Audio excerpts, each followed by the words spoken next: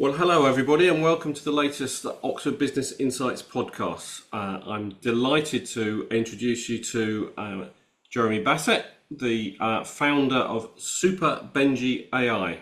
He's an innovator in AI-powered outbound sales technique, and we're going to discuss a bit today about high-growth startups, automation with empathy for the people you're targeting, and building a global business-to-business impact through technology.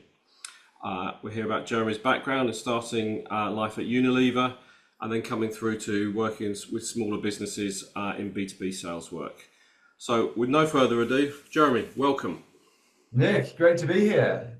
Good, well, great. Really pleased that you can give us a little bit of time to tell us about your story, because I think it's both a fascinating journey, but as importantly, I'm sure for our audience, a technique and an approach that is going to gain more ground for a lot of businesses, particularly those in the B2B space, in the coming months and years. Because I personally, I think this type of technique will catch on very, very quickly once people are have seen the benefits of it. So just tell us a little bit about yourself and your business. I understand Super Benji is inspired by your son, so I think we better start there. Oh, yes, certainly the name. Yeah, I've got three boys, and as I've said, the favorite is Benji. So we couldn't get good SEO on Benji alone, so we went with Super Benji. But yeah, no, in some ways, my sons have also inspired the business as well. In terms of, we've got three boys, and the house is very busy. So if they want your attention, they have to come at it from a nice way. They have to use their manners. They have to engage in a way that's relevant. I think that's sort of the crux of outbound sales as well, Nick. Yeah, I think that's a really good point. I mean, I think we've all probably sort of been on the receipt of good approaches, but probably way too many bad approaches in the past, where it just there's no empathy, no sense of understanding who you're talking to, unless somebody expects to sell you something. So let's get into a bit specific. Tell us a little bit about your background, how your journey into to launching Benji. Sure. To be honest, it's a whole bunch of accidents, really, Nick. Best ones are. Yeah, I wouldn't say it's particularly strategic. We sort of stumbled across it, and I got pulled up. But maybe should I rewind the clock and start from the beginning? So I went to university, and a company was on campus giving away free magnums. I'd never heard of Unilever, Yeah. but I love magnums, and I'm a sucker for ice cream. So I then spent the next 14 years of my life finishing as a marketing director at Unilever, all off the back of a free magnum, and that was an amazing ride. One of the things I did there was helping Unilever work with startups, and I got very involved with coming up with and designing a program that Unilever could use to systematically work with startups. Okay. And that actually works really, really well. So off the back of that, I started a consultancy to help other corporates do that. And I went from being pitched at all the time, as a marketing director at Unilever, you're kind of top of the food chain. Yeah. You're not, Unilever people are not pitching to consumers. Obviously that happens through advertising and marketing, but we're not trying to sell anything per se. We're trying to communicate brands.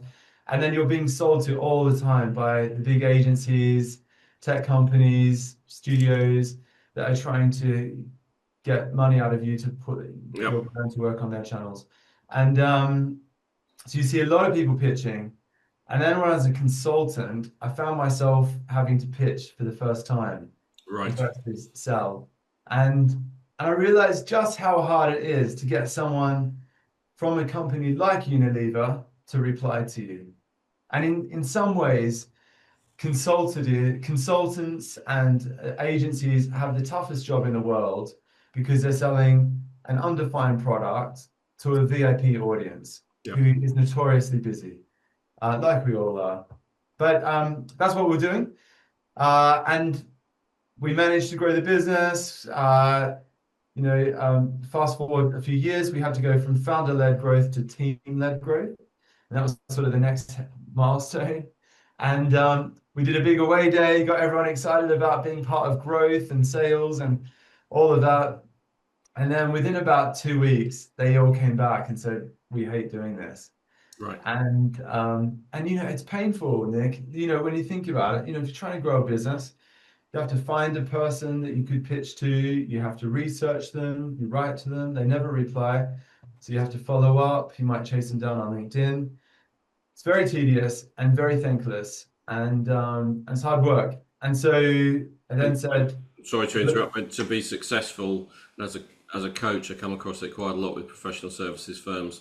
You've got to be persistent and consistent. You don't necessarily have to be brilliant. You don't necessarily have to have the very best eye-catching offer, but you have to be out there consistently. So when people are ready to buy, they think of you, rather than it's difficult when you're delivering other projects at the same time. So sorry, but it resonates absolutely, no, 100% agree. And I think resilience is key, timing is key, staying top of mind.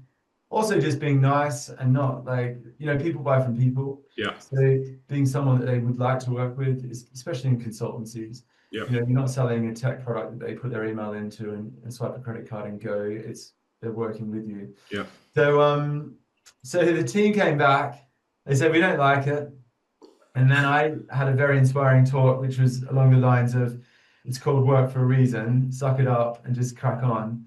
And that pep talk didn't work either. So we then said, "Can we automate the top part of sales?" Yeah.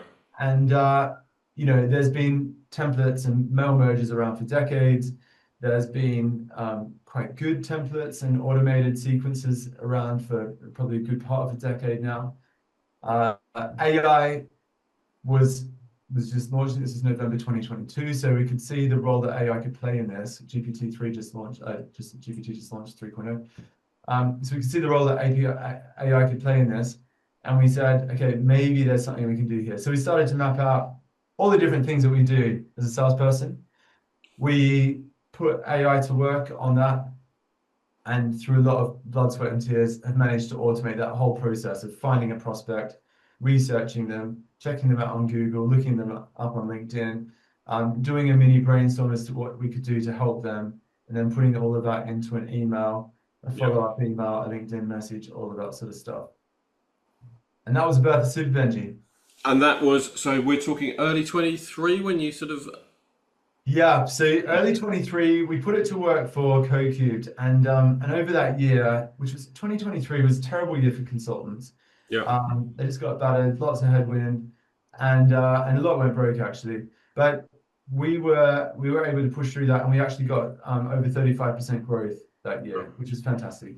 And we realized we'd solved our problem, but we'd also solved an industry problem. Yeah. And so at that point, end of 2023, I said to the team, look, there's a huge opportunity to help other businesses, consultants, agencies, potentially corporates, go on this journey as well to automate their outbound messaging. I'm handing the running of the business over to you guys, and we also brought in a CEO. Yeah. And at that point, I stepped out and set up Super Benji. So that was early 2024. Yeah. Okay. And so how did, talk me through sort of, presumably this is a continual learning process. It's not just, you developed a product that was ready to go in January 2024 and it's still the same now. I mean, I'm assuming you're learning all the time. Is that the case? Yeah, unfortunately, Nick, there's no build it and then sit on an island. We're hard at work. Still hard at work. I think email is actually a lot like fashion. So, okay. You've got trends. You could pull out that shirt from 2023, for instance, and it would be okay. Yeah. But if you really want to walk down the catwalk and get recognized, you need something that's latest. Okay. And often last year's emails will just drift into the background and fall into spam folders and all of that sort of stuff. So email is a bit like that. To stay relevant, you really have to be thinking about what's the messaging that is working today, what are the latest trends, yeah. And how do we get around the filters and stuff that are being put in place by Microsoft and Google and others. Okay. And And so, I mean, one of the great things about this, you can immediately see how this is a very scalable product. Obviously, perhaps in the English language, but presumably it's quite easy now to go into multiple languages. So tell us a little bit about how you view your market, predominantly Yeah, B2B. I would imagine professional services in particular, or I'll include agencies in that. it's a good question. So we actually started um, very broad. We started by this idea that we could connect two things. And then we said, actually, we're going to focus on buyers and sellers. Yeah. And then we said, actually, we're going to focus on B2B rather Hmm. than B2C. So B2B sellers selling to other businesses. And then we said, we're going to focus on anyone with a complex sell. So if you think about consultancies, it's an undefined product. Think about agencies, undefined product. It's very relational. So it's not a binary decision of yes or no, I want that product. It's more, well, I might want that product, but I might want something else. And maybe there's a smaller thing that we can start on over here, as opposed to a SaaS product where you've got it's a binary Yeah. decision. So we're now at a place where we've said, actually, we're focusing on consultancies, agencies, and publishers, taking a broad view of publishers. So event companies, Yeah. actual publishers, anyone with looking for sponsorship. So Benji's working really well across all of those spaces. We've also had huge success in M&A as well. But we've basically gone very specific and said we're going to focus our attention on consultancies, agencies, and anyone with a complex relational approach to sales. And I think the big insight here is that you can easily be a unicorn business by focusing just on consultancies. Yeah. If you, for instance, could be responsible for driving all the growth for all consultancies in the world, you would at least have a decacorn type business. Yeah. It's a huge market, and by going super focused, you can really start to own that. And I think that's been the big learning for me is like by going focused, we can actually be much bigger than if we try and be generalist and perhaps serve. Yeah, no, I do understand that approach. I can think of certain people I've worked with where in professional services they've been too broad and focusing on what, not necessarily automatically what they're most profitable for them, but what they're best at and what makes them differentiate themselves from their competition. Just in terms of how you sort of develop that, in terms of the proposition, what stage do you take it to in that sales process? Are you is a success if you're handing over a warm lead to the consultant to pick up the phone to or speak to? Is it a bit further than that? Do you see it going further than that potentially? I'm just curious about what's the point where you think Benji's taking it as far as he can and it comes down to somebody within the business to close it? Yeah, it's a good question. We actually started off saying, you've got enough leads. We will help keep them warm and make sure we're in touch with people at the right time. Yeah. We then quickly found out that people don't have enough leads. So we then pivoted to what we call cold to warm. So finding cold prospects and warming them up. Right. We're basically working our way down the sales funnel. Right. So where we are right now is we say, we will find you prospects, we will research them, we'll reach out to them, and we'll get them to do a positive reply to you. Yeah. Once they reply, we then give you a briefing pack and then hand it over to you and you take it forward. But it's funny, Nick, because you think that's the biggest pain that anyone faces. And I think it still is. Yeah. But then if we get 30, 50, 70 emails appearing in your inbox every month, that then becomes the next big problem of now I've got to reply to these. And we're like, you're a salesperson, that's what you're meant to do. But, we've actually, by unlocking one bottleneck, we've created another one. Yeah. So what we're now saying to people is, okay, if you're getting too many replies, we can get Benji to reply to those replies for you. Yeah. To the point where we get people onto a phone call. Yeah. Once we get them onto a phone call, the next challenge then becomes, well, how do I have a good conversation with this person? And then at that point, you say the same thing. You're a salesperson. Yeah. Just crack on. But we've realized that doesn't necessarily help. So what we're now doing is working on a tool where it's basically a teleprompter, which would be on screen, where it tells you everything you need to know about Nick, for instance, to have a good conversation with Nick, questions you could ask Nick, insights you could bring, comments about podcasts that Nick has recently done, for instance, that you could surface, so that Nick feels like you've done a good few hours research on him before you talk to him. So that, we're basically just going to keep working our way through the sales funnel to make sales less painful, more enjoyable, and hopefully help salespeople be their best selves.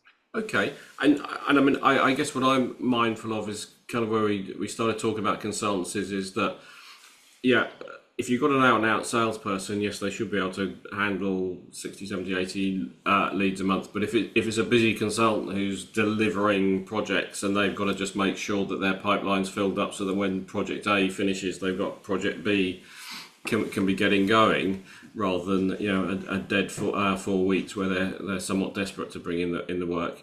It's managing that pipeline, and for that person actually refining that down to perhaps 5 to 10 active leads is probably very helpful, and keeping the others on the boil it would be a helpful way for them to work. Exactly. Yeah, and you're absolutely right. A lot of consultancies, agencies, they go from feast to famine, get busy delivering work, and then they realize they've got no work. And what we want to do with Super Benji is just make sales something that ticks along in the background. It sets them up with a few calls a week that they can take just to keep filling up their funnel, make sure that they've got a steady stream of work coming in, and make it easy for them. Okay. So look,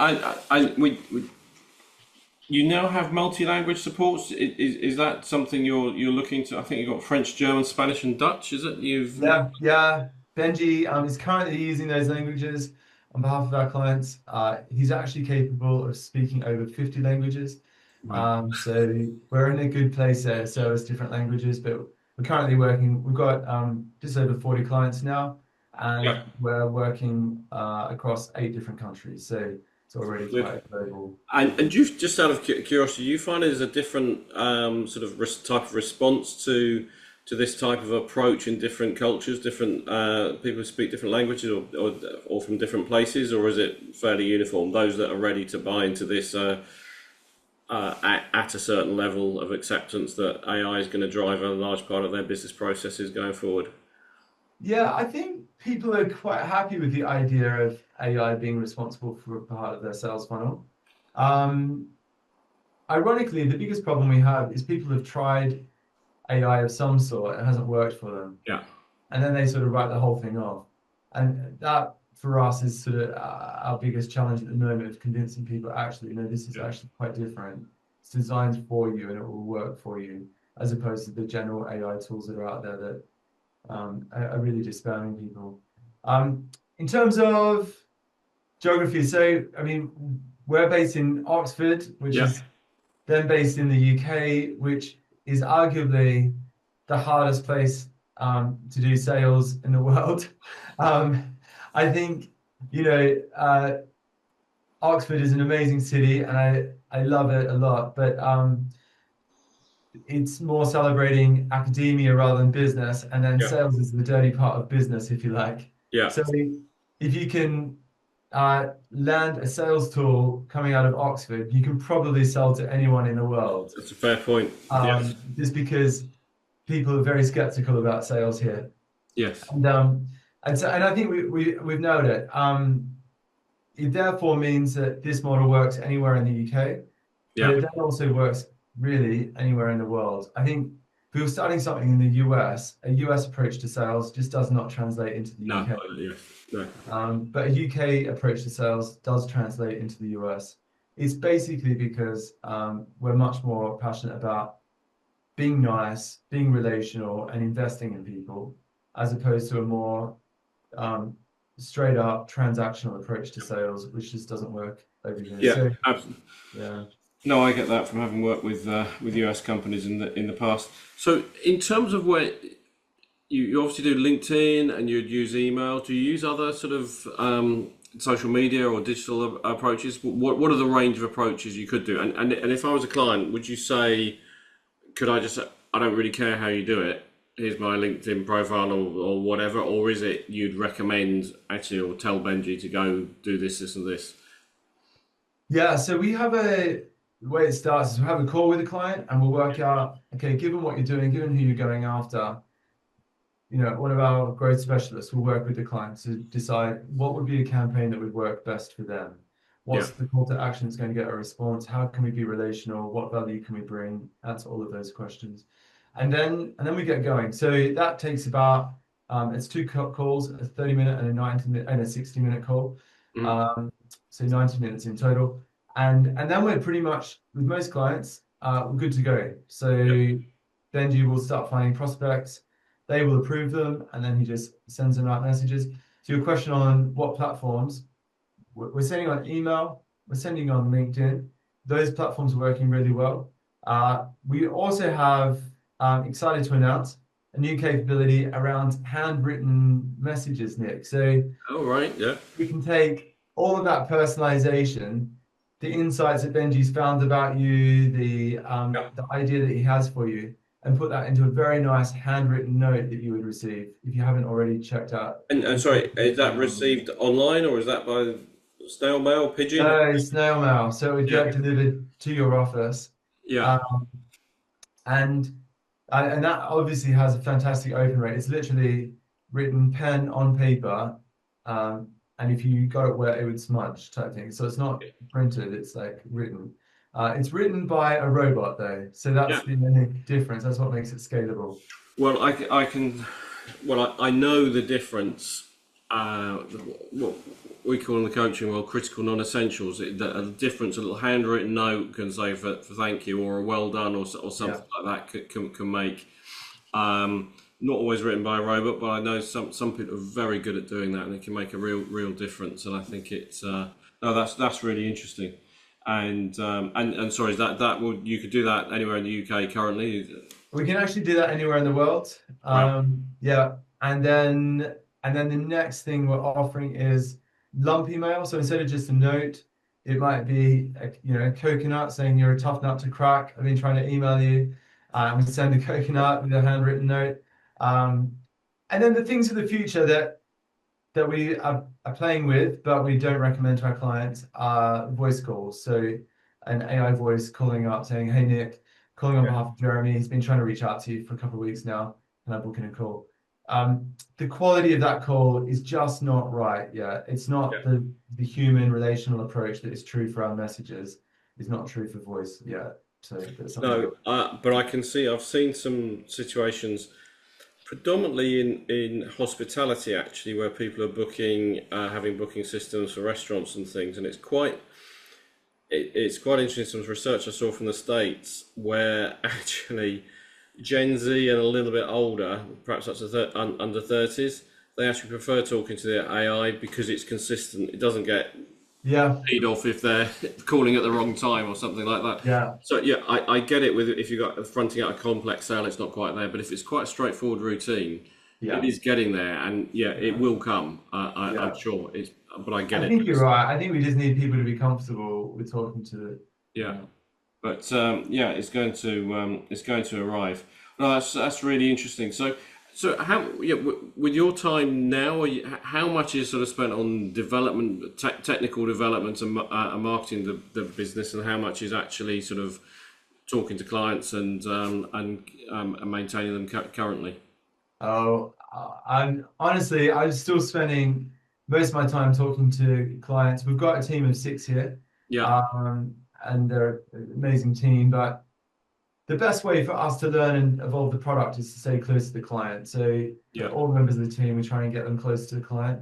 That involves looking at how campaigns are performing, seeing what can be improved, listening to the client's feedback, all of that sort of stuff. And how I'm just curious I can imagine some of the technical skills, but I can imagine copywriting would be quite an important, or the ability to write, even if ultimately it's Benji doing the writing, for somebody who can sort of manage that process. What else would you look for in terms of somebody to come into your team? I guess obviously developers would be part of it, but in terms of those that are going to be dealing with clients in future, is it best if they've had some experience of where the client's sitting, or is it They're good salespeople in their own right. What would you see as the key to growing your team? Yeah, I think so at the moment, small team, basically got developers and the sales team, Yeah, sales and customer success.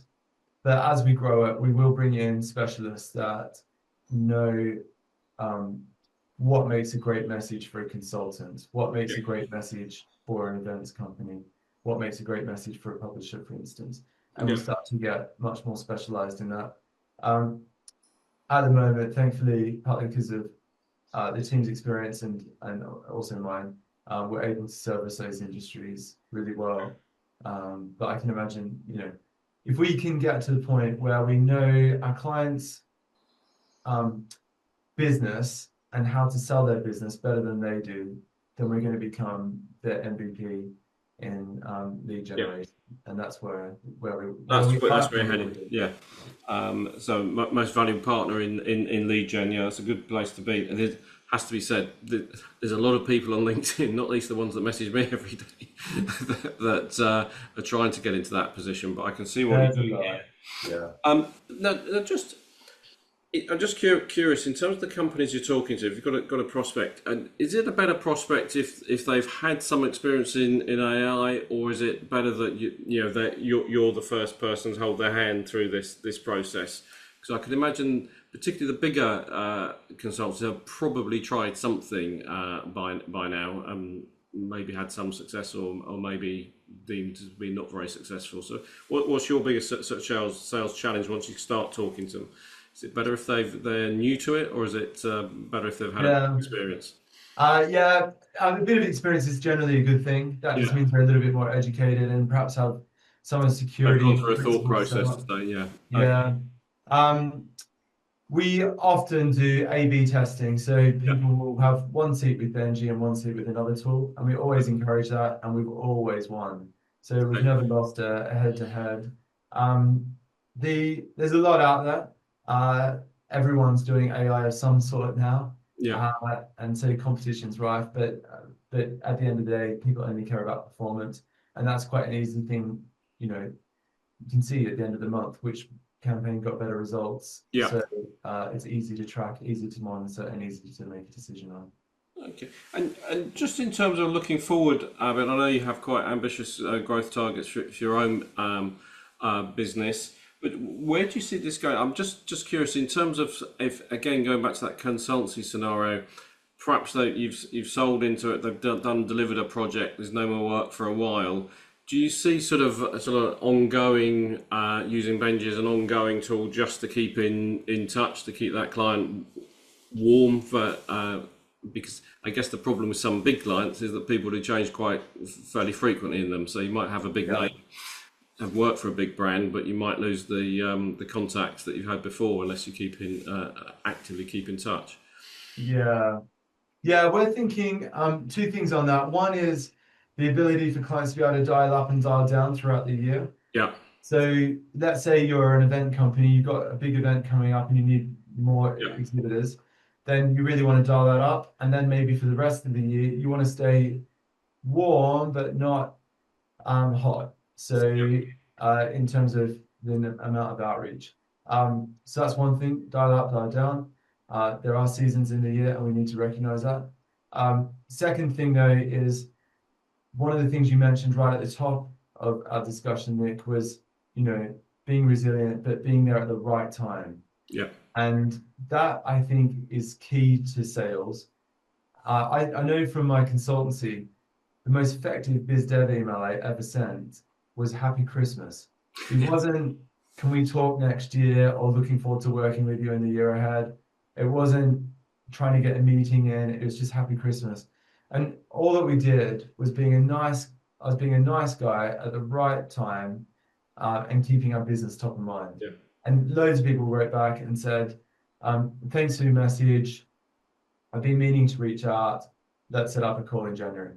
And perfect. So what we're trying to do, the next product that we launch, next big product we launch, will be not cold to warm, which is working really well, but warm to hot. So now that we've filled up your funnel, you've got loads of leads. They haven't all converted, of course. Timing is everything. So how do we keep them warm?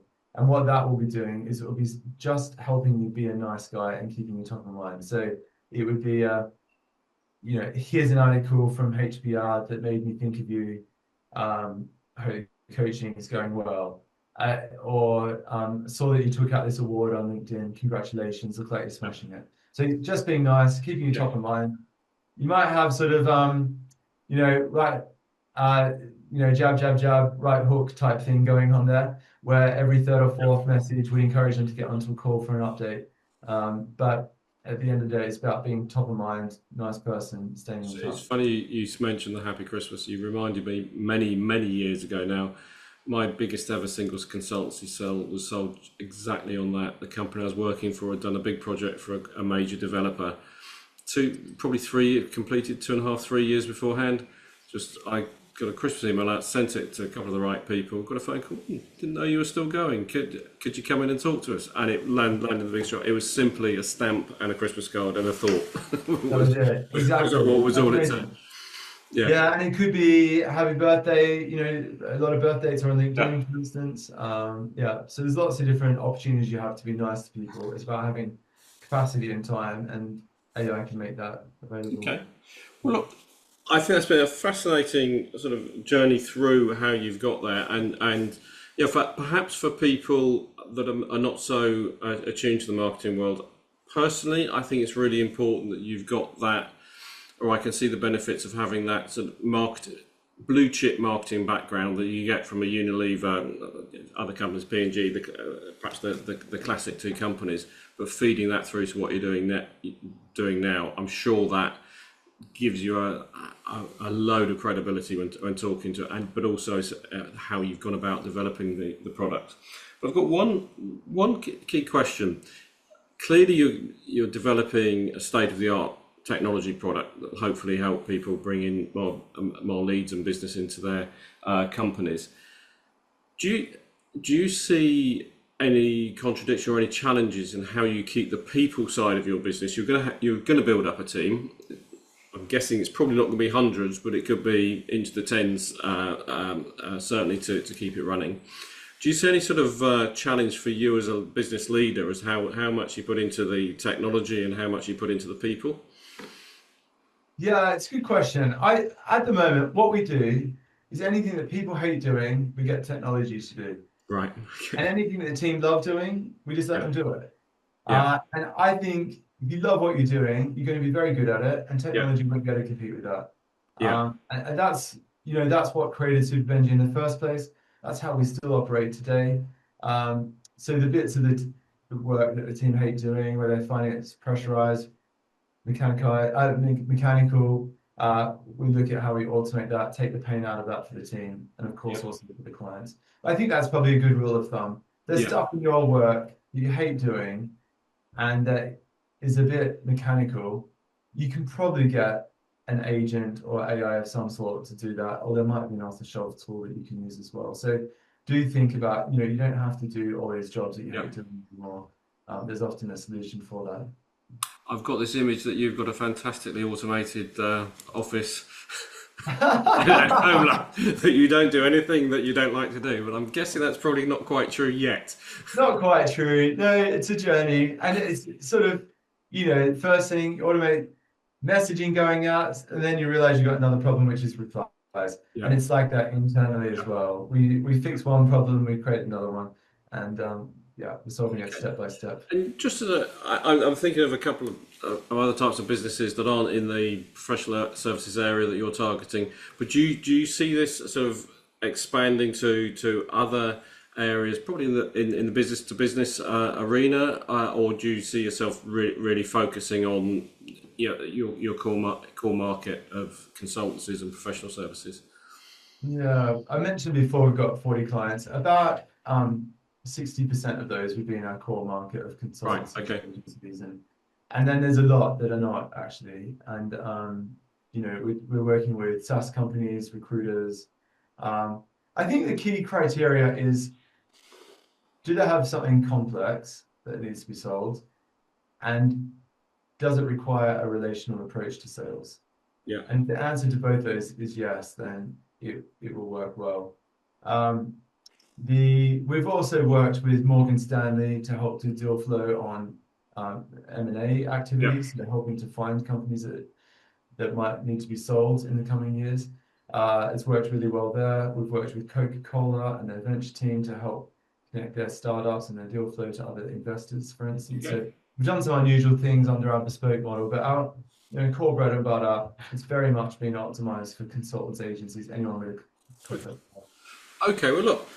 Thank you very much for telling us all of that. I think the key thing is to try and sort of summarise your journey, or what Super Benji brings to it, is proving the future of sort of outbound bound sales can be smarter and warmer, and not so difficult for an individual salesperson to conduct. And in that sort of noisy world of emails, LinkedIn, I'm sure this is going to bring a lot of benefits and a lot of success to both you and particularly your customers.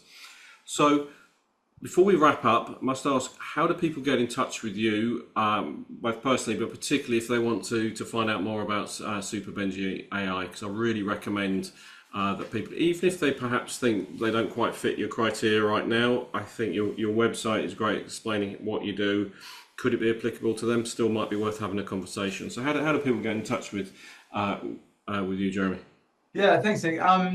So one thing we've got for everyone is if you go to our website, superbenji.ai, Yeah, that's Benji with a J. Sorry, Benji with a J. Drop your work email into the blue box on the screen. Yeah. And Benji will send you a free lead. So he'll find your prospect, he'll research them, he'll do a brainstorm as to how you can help them, and he'll draft a 4-step email sequence that you could copy and paste and send to them. So that's available for everyone. Doesn't matter what company or institution you're from. Drop your work email in there, and he'll send that over to you. If you're keen to get in touch, that email that you get off the back of that will actually CC me into the email anyway. Excellent. So more than happy for you to reach out there. I'm also at jeremy@superbenji.ai, or you can find me on LinkedIn. We'd love to have a conversation, understand more about what's happening in your business, and to see. Excellent. Well, I would encourage all our listeners, obviously, to like, share, and follow the podcast. But also, even if you don't think you fit the exact criteria for Jeremy, it's of quite a high likelihood that in your world of the people that support your business, whether it's your accountants, lawyers, other professional service people, particularly consultants, might be the type of people. So please sort of think a bit more widely than just yourself, and feel free to share the links to Super Benji, because I think it's going to be a fantastic asset for an awful lot of companies out there. So thanks again for joining us, Jeremy. I really enjoyed that conversation, and wish you every luck with the future of Super Benji, and hope you get some leads from this particular effort, as well as your more sophisticated approach. That's very generous of you. Thank you so much, Nick. Great to join.